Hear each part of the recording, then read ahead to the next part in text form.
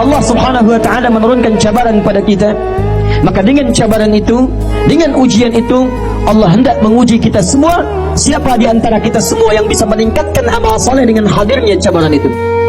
Maka dikuatkan dari Quran surah ke-67 dari ayat kedua sampai dengan ayat ketiganya.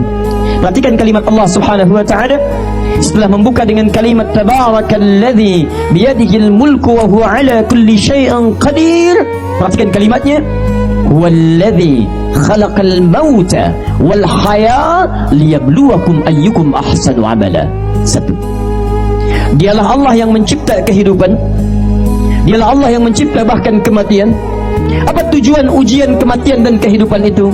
Tiada lain, liyabluwakum ayyukum ahsanu amala.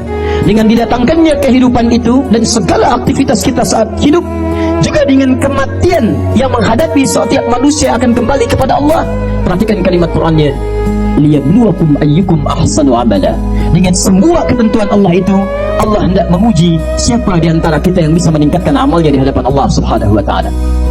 Jadi mohon maaf jika ada di antara kita mendapatkan satu ujian berupa musibah misalnya, sakitkah itu? Ataukah ada kecelakaan menimpa? Atau ada kesenangan yang dirasakan bertambah harta, bertambah jabatan atau kedudukan, atau bahkan mohon maaf bertambah amal saleh kita di hadapan Allah Subhanahu wa ta'ala? Tiada lain, semua itu adalah ujian dari Allah Subhanahu wa ta'ala untuk menguji setiap kita apakah dengan cabaran itu meningkat amal saleh kita di hadapan Allah Subhanahu wa ta'ala. Apakah saat sakit Anda bisa mengucapkan kalimat istighfar? Apakah saat berjaya Anda bisa bersyukur di hadapan Allah Subhanahu wa ta'ala? Apakah saat diuji Anda bisa bersabar di hadapan Allah Subhanahu wa ta'ala? Maaf, bagaimana Anda bisa diketahui meningkat amal solehnya jika tidak diberikan ujian kepada Anda?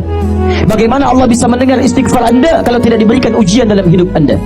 Bagaimana Allah bisa melihat syukur Anda kalau tidak diberikan ujian berupa harta kepada Anda seluruhnya? Jadi kalau ada seseorang diuji tidak meningkat amal solehnya, maka ada yang belum lulus dalam ujiannya di hadapan Allah Subhanahu wa ta'ala.